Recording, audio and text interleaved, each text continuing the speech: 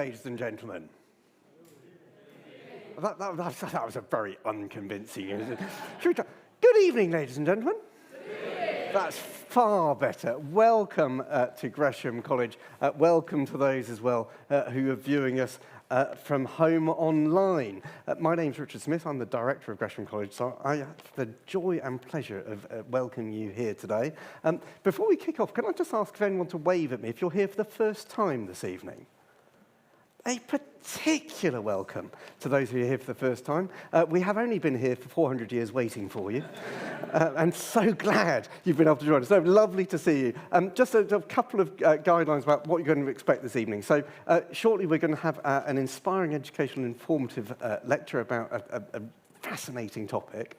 After the lecture, it's going to take 45 minutes-ish. There will be a chance for Q&A. Now, if you're watching downstairs in the overflow room or online, you should hopefully see either a QR code or on the YouTube blurb, there should be a link to called Slido. So if you want to send your question online, it will magically appear on my tablet here, and I'll be able to ask for you. If you're in the room, normally we would actually have Slido available in the room as well, but we've got a couple of problems with our QR code. So if you're in the room, we have a more traditional approach of wave, and we will hopefully be able to pick you out. But before you ask your question, do wait for the microphone to arrive, so otherwise people online won't be able to hear you. A couple of other just housekeeping announcements. So if you do enjoy this evening, do check out our YouTube channel. We have over 3,000 lectures of the highest quality there waiting for your enjoyment. So do check that out. And the final piece of housekeeping is you'll be pleased to know that we do not plan to have a fire alarm this evening. So if the fire alarm goes, then please head towards the fire exits behind you. I'll probably be leading the way by that point. And you wait for the Gresham staff to give you further instructions about which way to head. If you're at home and your fire alarm goes, very best of luck. Moving on to the main event for this evening. Our speaker this evening is the Professor of Infectious Disease at University of Birmingham and Chief Scientist at the UK Health Security Agency, having previously served as Chief Scientific Advisor at the Food Standards Agency. For us, he's the 39th Gresham Professor of Physics in a chair which has been established since 1597. Ladies and gentlemen, please welcome our speaker this evening, Professor Robin May.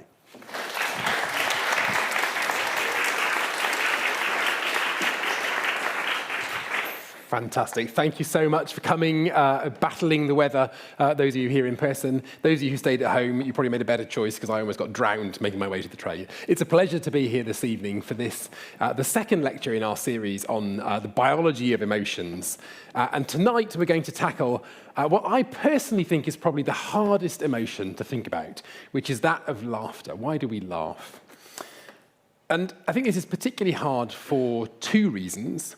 The first is that it's actually, of all the emotions, it's the one that's kind of hardest to get a grip on, right? There are lots of reasons why you might be afraid of something or run away from something or so on and so forth. But why we laugh at things is a very kind of personal feeling, as you all know. I'm sure we've all had that moment when you find something hysterically funny and your partner is looking at you kind of quizzically wondering what's going on.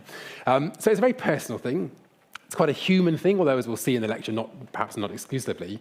And that makes it quite tricky to think about the biology.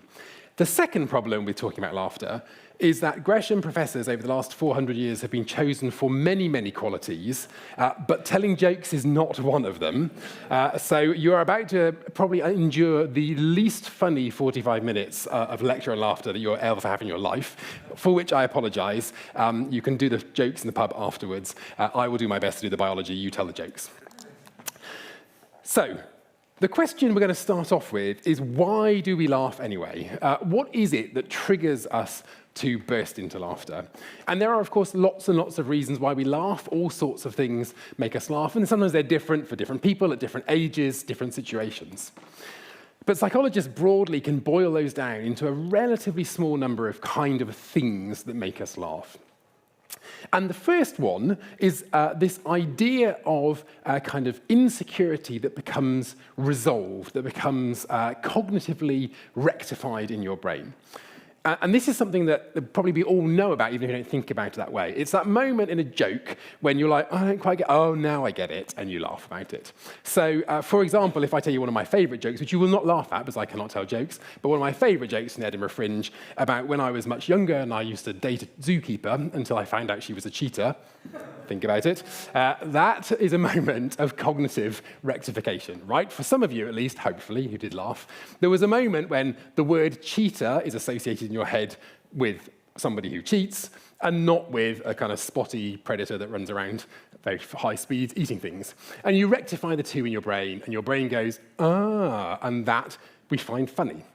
We think we find it funny because the brain doesn't like things that it's not sure about. It doesn't like, darkness where you're not sure what's in it. It doesn't like uncertainty.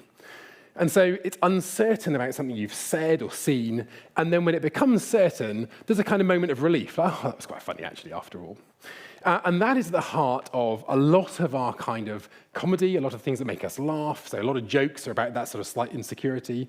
A lot of things you might watch on television that are funny are you're not quite sure where the story's going, and then suddenly there's a sort of moment of revelation.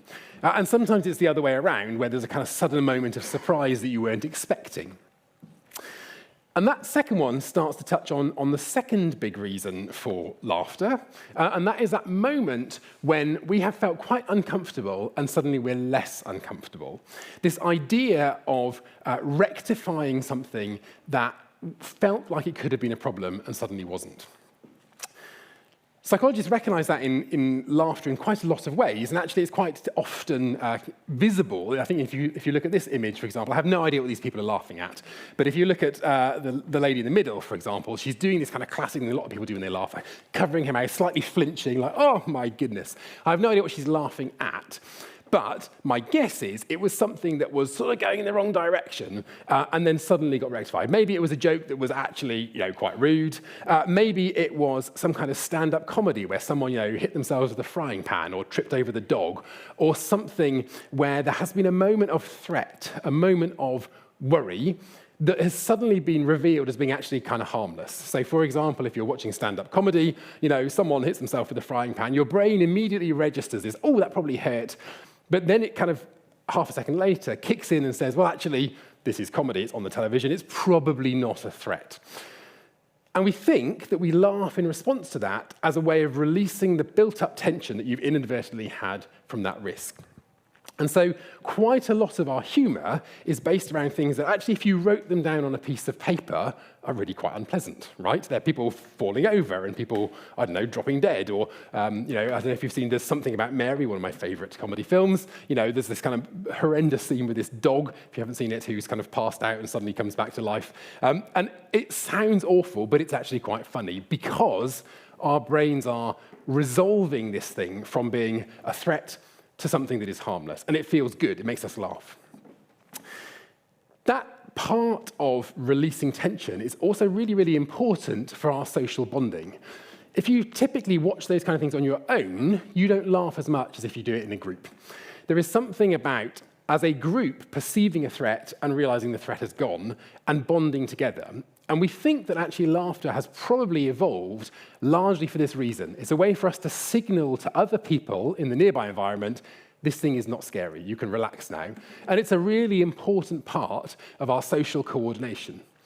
And we sort of know that, right, anecdotally. If you go out with people, especially people you don't know very well, and it's all a little bit stilted, and then suddenly somebody starts laughing and everyone starts laughing, it feels much better than if you're all sat around not laughing, right? I'm sure we've all had those evenings when you come home thinking, oh, that was a bit dull, and other evenings where you think, well, that was fantastic, that person's really pleasant. And if you look at that and analyze it, a lot of that will be about how much time you have spent laughing together. It's a very visible signal of saying, I'm not a threat to you, you're not a threat to me, and this thing we're looking at together is not a threat to any of us. Really, really important. So those are two of the reasons we laugh. Firstly, this idea of resolving something in our brain that was confusing, and secondly, this idea of releasing tension after something that looked like it was threatening and wasn't. So what's actually happening in those circumstances? Well, like most of our emotions, what's happening, of course, is the brain is processing it, and it's doing it in quite an interesting way. If you look at people who are laughing or being triggered to laugh, they most active part of their brain initially is this part here at the frontal cortex. They're called ventromedial frontal cortex. It's the part in green here, right at the front, sort of the bit between your eyes up here. This is a part of the brain that is involved in processing kind of complex situations, and in particular in processing risk. So it's the bit of the brain that decides whether you can cross the road before that bus that's coming, or whether you should eat that slightly dodgy yogurt that's out of date, or these kind of things. It's quite a complicated decision, right? It's having to juggle lots of different things together and come up with a potentially life-threatening decision for you. That part activates when we're laughing, and it's activating because it is processing this kind of cognitive dissonance that we were just talking about, this kind of, oh, I've got different things coming here, I'm not sure if I should be scared or find it funny. And it's interacting very closely with two other parts of the brain that, for those of you who saw the first lecture in this series, will be familiar. This one here, the hypothalamus, right at the middle of the kind of base of the brain here, marked in red, and right next to it, these two regions called the amygdala. The hypothalamus and the amygdala are primarily involved in very, very basal emotions, particularly fear. It is these areas of the brain that are triggered when someone suddenly runs at you with a knife, or there's a big bang in the night, or something that is scary. They act extremely swiftly without the need for higher brain processing. So, for example, if I suddenly go, boo, some of you will jump, and then a moment later you'll think, actually, that wasn't that scary after all, he's just messing around. Because the amygdala and the hypothalamus has already engaged its fear response before the rest of your brain has told it not to. And so that is exactly what is happening during this kind of laughter process, this humorous thing. What you have is the frontal cortex processing quite a complicated story and taking a little bit of time with it. Meanwhile, the fear centers in your brain are saying, oh, my goodness, this person's hit himself with a frying pan. And it's the rectification of those different parts of the brain that trigger laughter. And we know that because people with damage to these different areas of the brain quite often have a failure in humor. Either they don't find anything funny, or sometimes they find inappropriate things funny, or sometimes they find particular things still normally funny, but other kind of categories not at all. So, for example, there are people who will still find sort of stand-up slapstick type comedy, kind of Faulty Towers type stuff for those of you old enough to know it. They'll find that funny, but they will not find jokes funny because they can't process that kind of language complexity that goes with it. So actually, laughing is quite a tricky process. It requires quite a lot of your brain to do quite a complicated task at high speed. Once it's done it, though, the act of laughing is quite fascinating because it doesn't matter who you are, how old you are, what nation you come from, what your ethnicity is, what gender you are. We all do basically exactly the same thing when we laugh, right? And I'm pretty sure I can show you a photo and you will know if someone's laughing. So here we have two people laughing, one famous, one less so, I think. And the reaction is the same. Whether you are indigenous Australian or northern Canada, doesn't matter where you are in the world, you do the same thing. You, first of all, undergo a kind of muscle tension. So this is particularly for big laughter, right? When you really think about laughing, if you think back to the last time you had a really big laugh, you bend up, you curl up, you crunch your muscles, and in fact, the reaction you're doing physically is very, very similar to the reaction you do when you're in pain. And actually, if you look at this person down here, I've told you he's laughing, but actually you could be forgiven for thinking he's in pain, right? There's this kind of like, oh, it's closing your eyes, crunching yourself up. You physically contract your muscles. And one of the most interesting things is there is a response in your tear ducts as well. So George Bush up in the top corner is demonstrating that. If you really laugh a lot, you start to cry. We don't really know why that happens. We think it may be a physical reaction as the gland contracts in response to this kind of doubling up that you do. And that is basically true of everyone who laughs everywhere in the world. So it's a very, very conserved reaction, even though the trigger is very different. What different cultures find funny can be wildly different, but the reaction we do is very similar.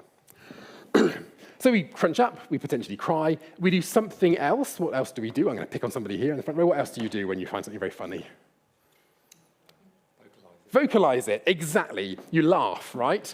And one of the most interesting things is that we do that almost exactly the same way everywhere in the world too, even though we're all speaking different languages, right? I can't speak Swahili or Japanese or anything else, but I laugh in the same way that anybody who speaks those languages do. And broadly speaking, we all do exactly the same thing. If I was going to ask you to describe how you laugh, how do you laugh? What would you do to laugh? Say, describe a laugh. You can't think now, pressure, go on. You curl up like that, and you go, ha, ha, ha. Sort of not like that, right? But more or less. So if you were to write down someone laughing, you write a cartoon, what you write is ha, ha, ha, or possibly ho, ho, ho, right? And actually, that is true. So everyone who laughs, when you actually laugh, you make a noise that is a repetitive series of sounds, usually with an H intonation, right? And it's different for different people, but most people go either ha, ha, ha, ha, or ho, ho, ho, or something like that. Some people do one different sound, and then the rest are all the same. So some people go ha, ho, ho, ho, ho, or ho, ha, ha, ha, ha. And some people do it the other way around. So they do ho, ho, ho, ho, ha, or ha, ha, ha, ha, ho. Right? But, interesting fact, no one in the world oscillates between the two. There is no one who laughs by going ha, ho, ha, ho, ha, ho, ha, ho, ha, ho. And we don't know why that is. But isn't that fascinating? So when you watch when you're going travelling home tonight, see if someone laughs on the bus or on the tube or something next to you, and when they finish laughing, you can say, I bet you didn't go ha ho, ha ho, ha ho. You should probably run at that point, just in case they take it badly. But that's quite fascinating. So this repeated series of vocalizations is common to all cultures and apparently hardwired into us. And we don't really know why. But it probably goes back to that point of social bonding. There is no point in doing something like laughing that is designed to send a signal if the person receiving the signal doesn't understand it, right? So by making a sound that everyone everywhere in the world understands, you are giving a very visible signal that this is not a threatening situation, this is a positive situation. And if you suddenly start going ha ho, ha ho, ha ho, you're going to confuse people. So I wouldn't recommend trying it. So that's how we laugh, right? So we have these different stimuli, the brain engages, and you go into this kind of slightly weird thing, you double up, and you go ha, ha, ha, ha, whatever. And most of the time, that is very positive, but not all the time. There are occasions when laughter is really not very funny at all and has quite negative consequences. Perhaps one of the most obvious is for people who suffer from bipolar disorder. So that's about 2% actually of the world population that have bipolar disorder, which, as you may know, is this process where you can go through periods of deep depression and periods known as mania when you're very, very hyperactive and quite up. During that second period, people often laugh at things that the rest of us find relatively inappropriate or relatively unfunny, actually. So quite usually they are not completely unfunny, but they're just not anywhere near as funny as the person with bipolar seems to be thinking. So, for instance, I don't know, you might see, I don't know, a bird in the garden doing something that's a bit weird. I might go, oh, look at that, that's very funny behavior. Someone with bipolar might really burst into uncontrollable laughter about it. So it's not completely wrong, but it is an excessive, if you like, laughter relative to that. That is distinct from another series of disorders in which people laugh inappropriately, which is associated with something called pseudobulbar effect. And pseudobulbar effect is not in itself a condition, it's a syndrome associated with brain damage of some sort. So very often with stroke, so this is an individual who's had a stroke, and you can see here, arrowed on the screen, quite a large area of damage to their brain, actually. But it can be associated with much smaller strokes. It can be associated with neurodegenerative conditions like Alzheimer's, for example, or brain injury following a car crash or a sporty accident. And when this happens in pseudobulbar effect, you get a kind of inappropriate and sudden sharp emotion. And that can be sadness, but it can also be laughter. So people with this condition will sometimes laugh at something that is completely unfunny, right? You and I might go out of this lecture in a minute and say, oh, it's raining, and they might be like, oh, it's so funny. But it's really not, I haven't got an umbrella. But there's that kind of hysterical laughter about something that is not appropriate. It's usually very short-lived. So unlike bipolar, where you have a long period in which you find things funny, this is a very, very short moment. And sometimes it's really quite inappropriate. So for example, someone might tell you a story that's actually relatively sad, and you might burst into laughter. For people with this condition, so often it's associated with other very visible signals. If you've had a major stroke, for example, and you have some kind of ongoing physical disability, it's quite obvious for people that something is not quite right. But for many people, that's not true. It's kind of very minor part of damage that's only resulted in this. And so it's massively debilitating. If you're otherwise fit and healthy and and everybody around you thinks you're perfectly normal, but you start laughing when they tell you your cat's died, this is not great. The good news is there is a medication that's showing some promise in treating this condition, and that's also good news for those of us who are interested in understanding where this emotion comes from in the first place, because this is a medication that actually combines two different drugs that affects quite a wide variety of neurotransmitters in the brain. And what's interesting about this combination drug is that it has an active ingredient that has a wide range of effects on stimulating some neuroreceptors and also preventing the destruction of some of the neurotransmitters that signal to those receptors. So it's doing several things at once. The second compound in here is slowing the breakdown of that drug in a way that affects some of those neurotransmitters and not others. And in particular, what it does is it leads to an accumulation of serotonin inside the synaptic cleft, so inside the part between two neurons. And I think this tells us something quite important about laughter. What it's telling us is that this is not a simple thing, which we sort of knew anyway. Laughter is triggered by a very complicated interaction between different neurotransmitters. And modifying laughter requires a very subtle shift of this. This is not a drug that sort of blocks something completely or turns something on completely. It's just tweaking that balance between different neurotransmitters. And I think that's probably kind of quite telling about laughter itself, and maybe offers an opportunity for us in the future to get much more precise about how we might manipulate this. I manipulate for medical benefit, I hasten to add. I don't think we should be doing this to kind of make people laugh more at their comedy channel. But I think there's a real opportunity here to learn more about the brain from the workings of these kind of drugs. So laughter can be great. It can also be bad. It can cause, problems for people with bipolar. It can cause problems if you have brain damage. And in some cases, rarely, but in some cases, it can be really, really problematic and, in fact, life-ending. There are a few people who literally die of laughter. It's not just a saying. This individual pictured here is perhaps one of the most famous. This is Pietro Avetino, who was an Italian poet in the 1500s, and he was a satirist. Actually, he's quite an interesting guy. You go and look him up. At a certain point, he had to be exiled because he'd written a pamphlet that was so appallingly pornographic, even wildly exciting Florence was a bit offended and threw him out of the city for a while. Anyway, he had this kind of very adventurous lifestyle. He was very famous in his life, actually, as someone who wrote these kind of witty ditties, basically. And allegedly, in 1556, wrote a witty ditty that he found so funny he died of laughter at his own joke. I'm not sure how entirely accurate that story is. We don't really know. But it is true that very, very rarely people do actually die of laughter, usually because the physical act of hysterical laughter, which is making you double up and do all this kind of stuff, is coupled to, for example, an underlying cardiac problem, and so it triggers a heart attack or something. I hasten to add, this is not a reason to not go and laugh. Perhaps it is a good reason. You can be reassured that my joke telling is so bad you're unlikely to have that experience this evening, which is reassuring. So there are some bad sides to laughter, but overwhelmingly, as we'll see in a minute, it is actually pretty positive. But let's go back to this kind of causes of laughter. So the first thing we talked about was this cognitive dissonance, this kind of difference between, cheetah and a cheetah, for example. We talked a bit about the social bonding and the rectification of fear. There is another way, though, that people laugh. So, for example, let me pick on somebody over here. Let me pick on this lady here. So if you have, I don't know if you have nephews or nieces or small children around, how would you make a very small child laugh? Like a pratfall or some sort of slapstick. Yeah, definitely. So that's a good point. So that's a bit like the second one we said. So slapstick, so children at quite an early age actually appreciate that resolution of kind of fear, right? So children at quite an early age will laugh if you trip over but don't trip over, or if you kind of, duck something that was going to take your head off or whatever.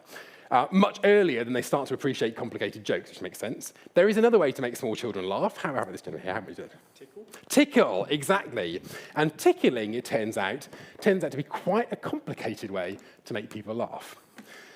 So if you have small babies around you, one of the easiest ways to make them laugh at a very early age is to do something like this, right? You tickle them and they start to laugh. It continues to work for most of us for most of our lives, right? So I'm not about to do it, don't worry, but if I was to go out and start tickling all of you, at least some of you would laugh when I do that.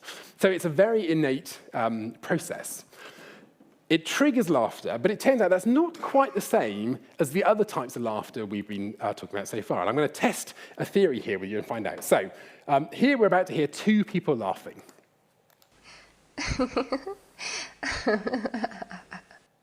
That's number one. And here comes number two. Right, one of those people was being tickled, the other one was not. So let's hear those again, and then you can decide which one you think was which. Hold on.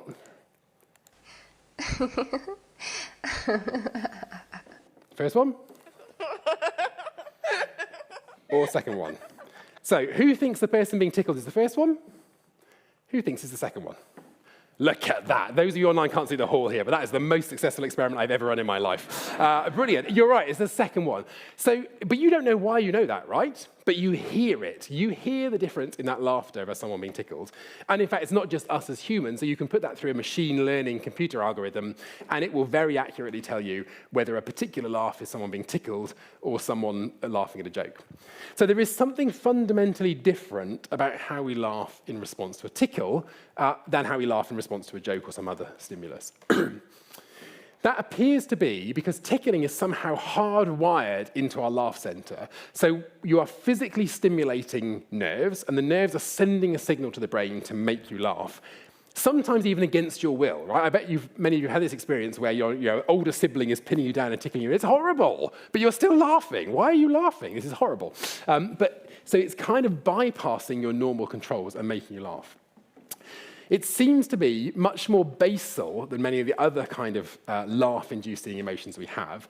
And as a result of that, it's also the only one that we reliably know occurs in other species. So as far as we know, orangutans and chimpanzees don't sort of hang around telling each other jokes or, doing stand-up comedy, but they do tickle each other, okay? And they laugh when they're tickled, and they seem to quite like this, actually. So many of you will have seen this at the zoo.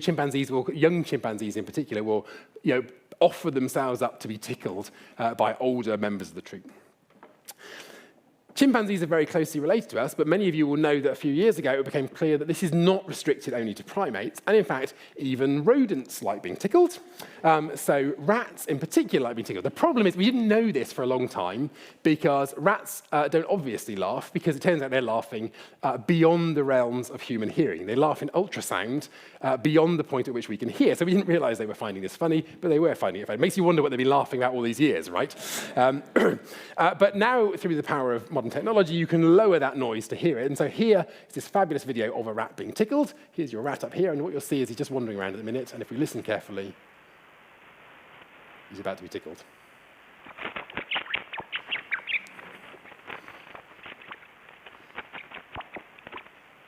And you can see down the bottom the vocalizations. And you might look at that and think, is he really laughing? That didn't look very much fun to me. But actually, we do know they really enjoy it. And in fact, they will actively seek out. So if they have handlers in the lab that handle them all the time and tickle them, they will seek to go to that person rather than somebody else. They like being tickled, and they laugh when they do. So that suggests, I think, quite powerfully that tickling laughter is much more evolutionarily ancient than kind of the higher order laughter associated with jokes. It's somehow slightly fundamentally different, even if the response you get is very, very similar in terms of kind of outwardly about laughing and doubling up and all the things that you normally do. So you can think about that next time someone tickles you. So we've talked about this cognitive dissonance, we've talked about kind of relief of fear, we've talked about being tickled. There is another pretty guaranteed way to make people laugh, and I'm going to go somewhere over here. How else might we make somebody laugh? I'll pick on this lady here. So think about... So go on. Facial expression, that's basically the answer. The easiest way to make people laugh is to start laughing, right? It is really very infectious. He says confidently, hoping this will actually prove itself in the hall in a moment when people start laughing. But when people start laughing, other people start laughing, even if you have no idea why they're laughing, right? I bet many of you have had that experience when you're in the office or school or wherever, and you pass somebody, a group of people, and they're all laughing, and you start to smile, and more people start laughing, and then eventually you start laughing as well, and someone says, why are we laughing? I don't know why we're laughing, but it's very funny. So there's this kind of infectious process associated with laughter, and it's genuinely infectious in the sense that the more people that do it, the more likely you are to join in. If you walk out of here in a few minutes and there's one person laughing on the street, you probably won't respond. If you walk out of here and there's a big crowd all having hysterics, you will feel the urge to join in, even though you don't know what it was about. So when we see people laughing or hear people laughing, we are predisposed to start laughing ourselves. And of course, That we know that already, and in particular, television and radio producers know this very, very well because of this, and they exploit this with this concept of canned laughter, right? So I don't know if anyone's ever been to a live performance of something kind of comedy, but if it's a TV thing, in the old days, you used to have someone who would hold up a thing saying, "Laugh now, please," and people would start laughing, and other people would follow on. And we hear it ourselves. If you turn off the sound on a comedy clip and no one's laughing, you are much less likely to laugh. If you turn on the sound and you hear the audience laughing too, it will trigger laughter in you. And that is because of this process in the brain that involves these particular cells called mirror neurons. And mirror neurons are not a specific neuron set. You can't put a neuron, a nerve cell on a slide and go, oh, that's a mirror neuron. They look and smell just like any other neuron. But what is unique about them is that they fire, they're active, both when you do a particular task and when you see the same task being done by somebody else. So for example, you have a neuron that will fire when you lift your arm like this, and that same neuron will fire if I look at one of you doing the same motion. So they're mirroring in your brain the activity. And they're very, very important for our sense of empathy. So we know, right? So for example, if I was to kind of flap my arms up and down like this and look ridiculous, you all sort of intuitively know what that feels like, even though you're not flapping your arms up and down, because your mirror neurons are firing in your brain and saying, oh, it would feel a bit like this if you were doing that. So they're really important for our sense of what other people are doing and relaying that to our bodies. And they work also, therefore, for humour. When we see someone laughing, they will fire back saying, oh, laughter. Mirror neurons are not unique to humans. It's a bit unclear how far they go, but they certainly do exist in other apes. And so there's this great image, I really like this one here, with a baby macaque. And what you can see here is the person holding the macaque is sticking their tongue out, and a few seconds later, the macaque over here does the same thing. And if you think about it, this feels kind of like, whoa, that's cool. But actually, we all do that. If you've got young relatives, babies, you typically have babies, and then you will spend an inordinate amount of time going, blah, blah, blah, blah, blah, blah, blah, sticking your tongue out, or giggling at them. And I can guarantee the first time you go, hee, hee, hee, hee, hee, and it laughs back, you're like, yes, he's laughed back. There is a kind of sense of achievement in getting another human being to laugh because you're laughing. And so this sense of kind of social reward is really, really important. It's a very powerful emotion to be infected by other people's laughter. It's so powerful that it happens across different species, like you see here, and it even happens in the most ridiculous circumstances. And I'm going to test that with this example, for example. See, it's quite fun. At least some of you are laughing in the audience. It's a yellow animated blob, right? It is not a human being, and yet the presence of their laughter is enough to make the rest of us laugh. It's a very powerful emotion, and this, of course, is at the heart of our whole cartoon industry and all these things. That mirroring of laughter between a yellow minion, in this case, and ourselves is really, really powerful. And it turns out that's good, because overwhelmingly, with the exception of poor old Pietro and the other few people who die of laughter, overwhelmingly, laughter turns out to be really good for us. And it's good for us in a whole variety of ways. And actually, the more we learn, the better we realize it is for us. So when we laugh, lots of things happen, most of which are driven by a process of endogenous opioid release. So what is happening when you laugh is that within your body, particularly within the brain, you are releasing these molecules called endogenous opioids, the body's kind of natural, feel-good, pain-killing molecules. They are related to other opioids, like heroin, for example, and they have a similar effect. They make you kind of feel good. They are released, and then they act in a whole variety of different ways across the body, and they are really, really important for maintaining kind of metabolic health. One of the areas that endogenous opioids work on very powerfully is the so-called sympathetic nervous system. So this is the part of the nervous system that controls your fundamental organ functions. So this is the part of the nervous system that you don't have to think about, right? Hopefully, no one out here is thinking, oh, I must remember to make my heart beat, which is good. But it's a good job that somebody is, right? So your sympathetic nervous system is doing that. You're not thinking, must remember to contract my gut to process my dinner, but it's happening nonetheless. And that is all driven by the sympathetic nervous system. Although you're not thinking about it, these molecules you release, these endogenous opioids, are influencing that process. So when you release them as a result of laughter, it has all sorts of effects on the body. What is interesting and still quite poorly understood is that when we laugh, we release these opioids from very specific regions of the brain. So you can see them here, for example, highlighted in yellow. It's not a universal effect. It's a very targeted effect. We don't quite understand why that is, but that is probably one of the reasons why this very selective brain damage can impact on this process. So you're laughing, you're releasing these endogenous opioids, and they're doing all sorts of really beneficial things. So the first and most obvious thing they do is on the cardiovascular system. When you've laughed and you release these, you have quite a significant drop in blood pressure and an increase in oxygenation. And for that reason, laughter turns out to be very beneficial, particularly for people with problems in this system. So there's been a fabulous little clinical trial with people who have coronary artery disease, so heart disease essentially, and who were prescribed, I love this, prescribed twice-weekly comedy sessions, or if you were in the control, you got twice-weekly documentary instead. And it turns out that the people who watched comedy rather than documentary had lower blood pressure, they'd had improved cardiac output, and interestingly, also lower inflammation of the heart, which can be a kind of secondary factor from COPD. So there's kind of a benefit for this. It's relatively low risk, so I recommend if you're out there a bit worried about your cardiovascular system, watching comedy twice a week feels like a fairly low bar, especially relative to kind of going jogging for an hour a day or something, to improve your heart function. So it's good for people who have cardiovascular problems. It is obviously also hugely beneficial in terms of emotion and mood. So it goes without saying that laughter, for most of the time, feels pretty good. And unsurprisingly, has shown quite good promise for people with things like anxiety and depression. So-called laughter therapy has been quite successful. What is quite interesting about that is it's actually the act of laughing rather than just the kind of positive feeling, which seems to be significant. So if you if you ask people to view a video which is an overwhelmingly positive story, I don't know, someone being rescued from disaster or, a lost dog being reunited with its owner or something like that, it's a feel-good story. It has some benefit on mood, but nowhere near as much as a story which actually makes someone physically laugh. So there is something about the physical act of laughter, rather than just the positive feeling, that is beneficial in terms of mood.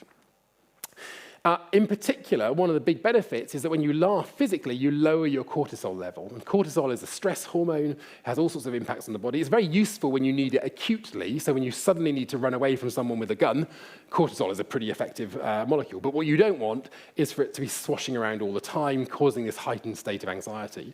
And laughter will physically lower that cortisol level. So there's a second good reason for it. For me, as someone who spent most of his life working on infectious diseases, perhaps one of the most interesting impacts actually of laughter is its impact on the immune system, and in particular on these cells. This is so-called a natural killer cell, which I think is always a kind of cool name. It's a type of white blood cell whose function is to patrol your body and destroy cells that are infected with viruses, and also increasingly we recognize it kills pre-cancer cells, like cells that are kind of on the verge of turning into a cancerous cell. Sometimes these natural killer cells can identify and kill it before it causes a tumor. So their function is really, really important. And it turns out that if you show people comedy clips and then test their blood shortly afterwards, the functioning of these natural killer cells is quite significantly increased, actually. So there's a really good reason for kind of laughing generally to stimulate your immune system. You might say, but it's not always good to stimulate your immune system. You don't want, excessive immune activity if you don't need it. And that's true. But it turns out that laughter is a really, really flexible tool, because unlike many of the medicines we give patients to stimulate their immune system, which work in only one direction, laughter works in both directions. So if you're healthy and you laugh, your natural killer cells will improve their activity afterwards and hopefully help catch more viruses. If you have a pre-existing inflammatory condition, like rheumatoid arthritis, where you're already kind of overly ramped up immune system, it turns out that laughter will dampen that response. And so there's a molecule called interleukin-6, which drives inflammation normally, and particularly in rheumatoid arthritis. And after you laugh, the level of that molecule drops, and so inflammation drops. And so this is a kind of win-win situation. It pumps up your immune system when it needs to, and it dampens it down when it's already damaging. So there's definitely no reason to not go out and laugh a lot more. And perhaps the most important one, particularly for those of you who in the hall here and maybe listening online who are still at school, is that it improves exam performance. It's not in the exam, I hasten to add. Don't start telling jokes in the middle of your exam. But if you give people a quick bout of laughter before an exam, you show them a comedy clip or do a bit of stand-up or tell them a joke, it turns out they are significantly improved in a whole variety of areas. They're better at categorization. So if you say, put all the buses together and all the cars together in photos, they get better at that. They're quite significantly better at serial subtraction. So those things where you say 197 minus 7 minus 23 minus 6 minus da da da da da da da. You get better at that after laughing. And your alphabetic memory, like those games where you play, name every fruit, a fruit with an A, a fruit with a B, a fruit with a C, you get better at those too.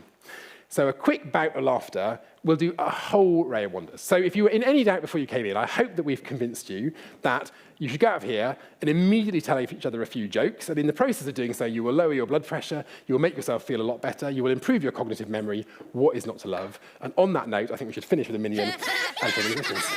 Thank you very much indeed.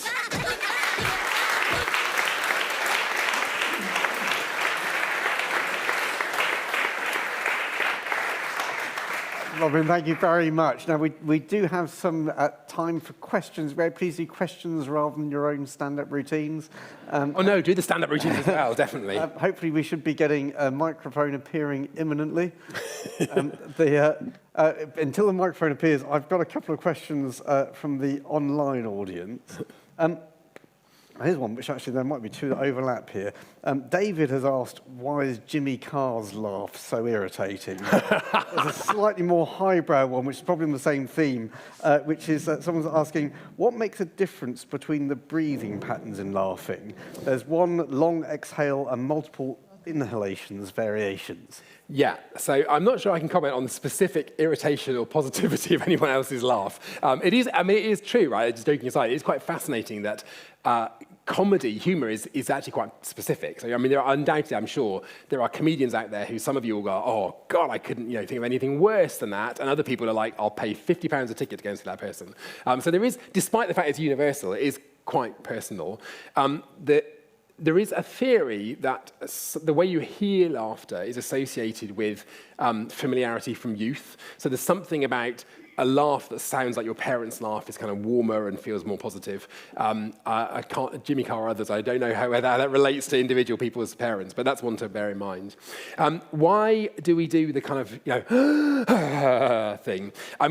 Probably the inhalation is purely a fact that you've got to support the following, and you need to kind of deep breath to do it. So that's kind of a biological, physiological process. The interesting part is why some people do ho, ho, ho, and some people do ha, ha, ha, and some do this kind of weird combination. And we don't really know. Some of that's cultural, but I suspect many of you here will say, well, I laugh like this, and my sister laughs differently. And that is true. So we don't know whether that's a pattern that becomes instilled very early in life, or it's something about the kind of natural physiology. Maybe our lungs are different. So that is an ongoing mystery, and I hope someone will answer it for next time. Excellent. Any questions in the hall? We've got a couple at the front, just up here. We're going to zigzag between the front and the back to keep you running.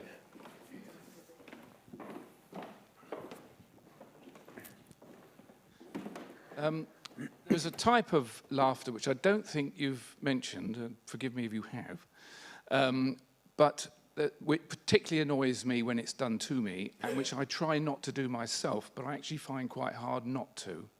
And that is the laughter that occurs when you're having an argument. And someone will, you'll say something to someone, and they will laugh at it in derision. It's clearly not funny. Yep. It's clearly not attempting to bond. So what is going on? Yeah.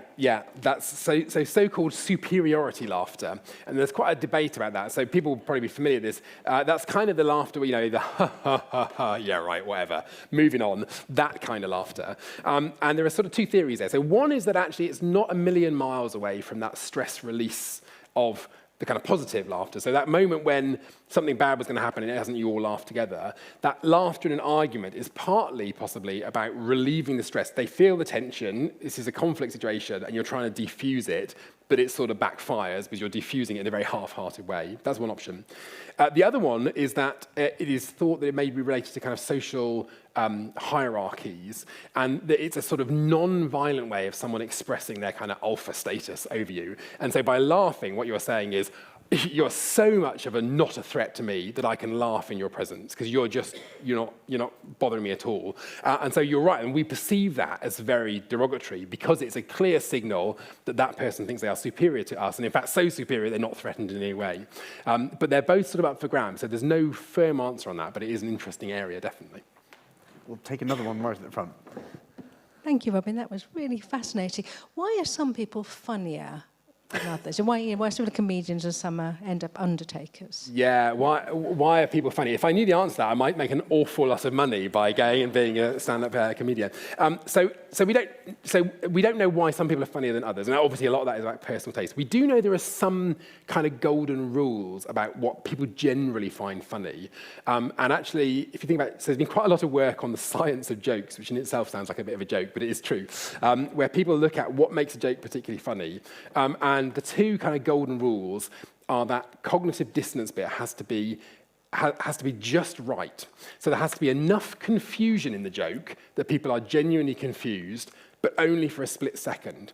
So, for instance, and this is why the kind of delivery process is so important. So if you use, there's another joke I really love, which I will use here, which is, when it doesn't work as a one-liner, but people say, I really, really hate hedgehogs. They should just share their hedge like everybody else does. And that joke works for some people, apparently this side of the hall, but not this one. It works for some people and not for others. And the reason for that probably is because whether or not you perceive the word hog, as in I'm hogging the hedge, or not. And if it doesn't work, it doesn't work. It's not funny. So there's something about the cognitive dissonance has to be enough confusion, but pretty much guaranteed to be resolved. And then the second part, which we all anecdotally know, but it's very hard to replicate, as is evidenced by me, is that timing is absolutely critical. So the delivery of the joke, the amount of time you leave your audience in suspense and then finish off, makes a really big difference. And that turns out to be quite culturally different. So some cultures need a longer gap and some don't. Some ages need a longer gap and don't. And probably, little kids generally have a short attention span. You can't leave it too long. The older we get, the longer we will tolerate that pause before finding something funny. And that is probably at the heart of why some people are funny and others aren't. But I wish I had a recipe to make everyone funny, because then, I would not share it. I would just do it myself. Should we take one? There's a couple towards the back over there. You can pick one, Angela.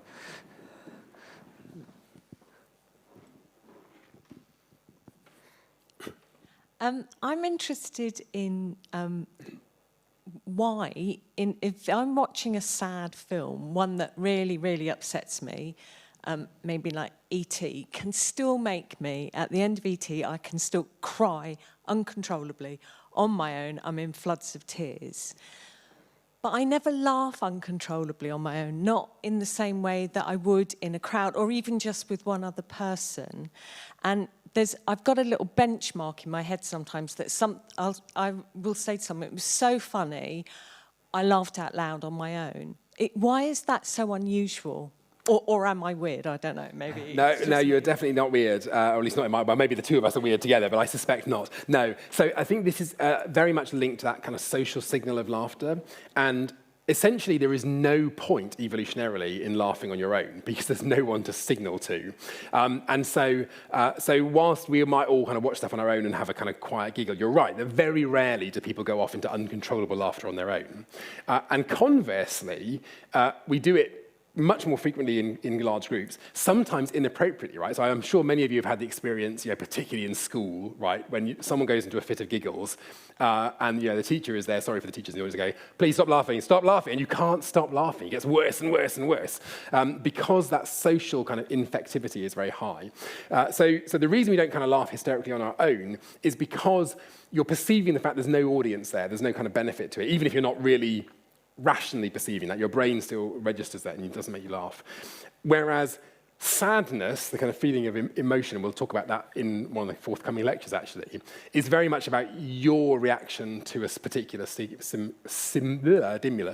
And actually that idea of the mirror neurons we just talked about, this idea that you're kind of empathizing with the character, even if it's an alien like E.T., is not a social signal. That is you feeling something that is intrinsic to you. You would be just as sad if that happened to you on your own, but you would not be just as happy with it, if you were on your own, because there's no point in signaling it. I'm going to ask a chair's prerogative question, I'm afraid.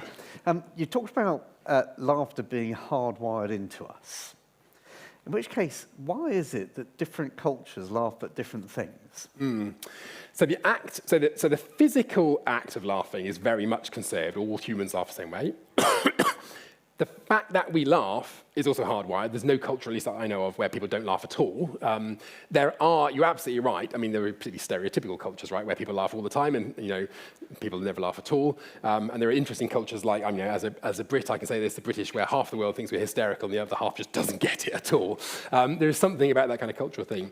Part of the cultural norms piece, I think, is very much about a learnt response rather than a kind of biological response. And actually, anecdotally, we think about that. So those of us of a certain age in the audience, you can think back to stuff that was wildly funny when you were a teenager and actually now is quite inappropriate. And so culture has moved on. And in fact, the fact it's now inappropriate is not just that it's inappropriate, but you don't laugh. It's not funny anymore. You have happily unlearned, to laugh at those inappropriate, whatever, racial stereotypes or, things, even though they were culturally acceptable and indeed on mainstream TV, 30 or 40 years ago. So kind of culture moves on. And that says to me that there are two things going on here. There's a fundamental biology about the rules of laughter, so this idea of cognitive dissonance or whatever it is, and the physical act. And then there's a kind of a filter on top of that, which is your cultural norms and expectations that either allows or doesn't allow that response to happen. And that bit is the bit that can change over time and in different cultures. And that's why, humour is different in different parts of the world, I think. Should we go back? There's a couple of questions at the back. Hi. How do you control or stop uncontrollable laughter? Yeah, another way I could make a lot of money if I knew the answer. How do you stop uncontrollable laughter? It's so difficult, isn't it? I think part of it is in the name, that uncontrollable laughter is actually quite uncontrollable. So there's no golden rule for stopping it. I know that some people, professional politicians and people like that, have all these kind of tips and tricks up their sleeve. So one way is you can try and divert the brain completely in a different direction. So, thinking about something that's terribly sad, actually quite often thinking about something that is completely practical, like, how do I actually tie my shoes? Or, what colour suit shall I wear tomorrow? Or these kind of things will, in some cases, help sort of override that response. But it's absolutely not guaranteed. And I think, it's quite a fascinating thing, isn't it? That, example of laughing in school, I well remember as a child thinking, I'm going to be in so much trouble, but I still can't stop laughing.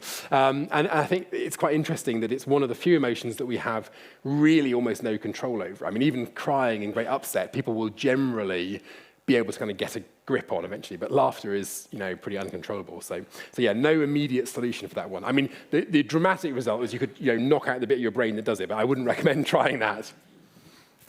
Should we go for another one at the back over there? To the point about not being able to uncontrollably laugh by yourself, do you think that internet culture and short videos, social media has changed that? Because I personally do uncontrollably laugh by myself every single day. Excellent. We've got two specimens for our first experiment over here then, clearly. So that is an interesting question. So I think there's a couple of things there. I mean, undoubtedly, I think the kind of internet culture and social media and things are changing humour and laughter generally, actually in both directions, right? So we know, for example, that people's attention spans are sort of shorter and shorter because they're more used to digesting things in short clips. So the kind of, witty 30-second TikTok comedy is much more prevalent now than it was 20 years ago, and conversely, the idea of sitting down for 90 minutes of extended comedy is less popular. It's also quite a good example of what we were talking about here about people being it's not universal, right? Speaking personally, the most annoying thing possible is if I get on the train home in a minute and someone next to me is playing their very funny TikTok clips on their phone loudly. And that is not funny to me, even though it is to them. So there is something very much about, it's not a universal response at all. So I think that's part of it. It will be very interesting to see whether it changes that behaviour at home, because we know it is changing the way we do a lot of other things. So, for example, social watching. 10 or 20 years ago, people would gather, teenagers might gather together and watch a film, in a lounge together with each other. Now, there's obviously a massive culture of kind of watching online simultaneously. And what's interesting to me is that they're sort of adapting a social norm, i.e. it's nice to watch with somebody else, but kind of modifying it with that ability to do it at 100 miles distance. It will be really interesting to see whether it also changes that barrier to laughing uncontrollably on your own, and at which point I guess we will know whether that's hardwired or not hardwired. So yeah, come back in 20 years and I might have the answer for you. I'm going to pop back to a question online. Stuart has asked, if all humans laugh in the same way, is this true for animals as well? Yeah, a great question, and we don't really know. So superficially it looks like yes. So there have been some studies done on the great apes in particular, and certainly outwardly, the way that a chimpanzee laughs in a zoo in England is not unrelated to the way they laugh in the wild in Uganda. The rat studies, certainly, it's quite clear you can identify different rats being tickled make the same sort of sounds. Interestingly, although it wasn't particularly studied there, it does look like they also, like us, they vary. So some rats are more ticklish than others, which I think is quite interesting. But we don't know how universal it is. The other very interesting thing is, do they actually have a kind of sense of humour? And I don't know if you've seen you can Google it afterwards. There's a fabulous video on YouTube of someone doing a magic trick for an orangutan. Anyone seen this? And so have a look afterwards. So there's a orangutan in a zoo behind a glass thing, and a chap brings a cup, and the orangutan's watching. He puts the cherry in the cup, and then he puts the cup down below the wall. Then he takes the cherry out without the orangutan seeing it, brings it up and tips the cup upside down. And the orangutan falls about laughing. It's rolling on his floor. That's a complete, N equals 1 experiment. We have no replication. But it is a very interesting question. Like, is that orangutan really finding it funny? And if so, why is that orangutan doing it and not other orangutans? Is that a sense of humour, or is it just, randomness? I think there's a lot to learn from other animals, definitely. We'll come back in the room again. Hi. I'm wondering why I'm more likely to laugh when I'm tired, like really tired. Oh, that's interesting. So, people describe that in both directions, right? There are some people who would say, I'm very unlikely to laugh when I'm tired because I'm really grumpy. I think, so I don't know is the short answer, but generally speaking, most emotions are heightened when you're tired, right? So we all sort of know you cry more easily. And so my guess is that what you're doing is your kind of brain your higher functions are usually the first to go when you're tired. So as we all know, doing a bit of advanced mathematics when you're really tired is quite tricky. And so your brain is kind of shutting down those very higher functions. And so my guess is, therefore, that it has kind of more resource to spend on the basal functions, like these emotional impacts. And so if there's a funny stimulus, you're more likely to laugh at it when you're tired. Similarly, if there's a sad stimulus, you're more likely to. I really recommend not watching a sad film when you're on a long-haul flight, for example, because you get off the flight like, oh, the world is ending because E.T.'s not coming home. So I think that kind of emotional heightening when you're tired is probably true of all emotions, but particularly maybe in this case, laughter. So if you're really tired later this evening, I would recommend the comedy clip, not a violent film, and you'll feel much better. We've got another one down at the front over here.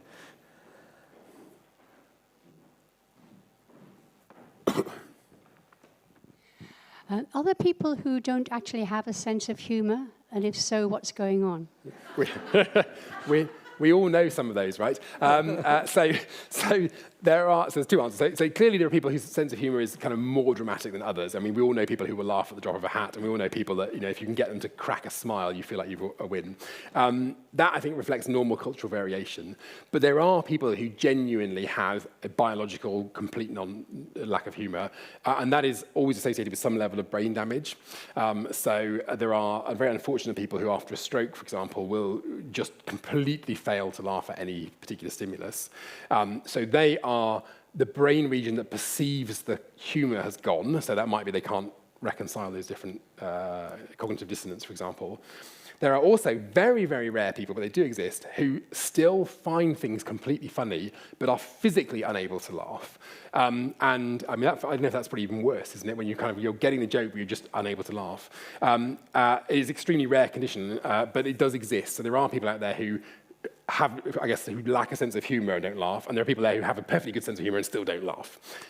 So yes, they do exist. We've probably got time to squeeze in one more. So there's a hand up over on the side over here.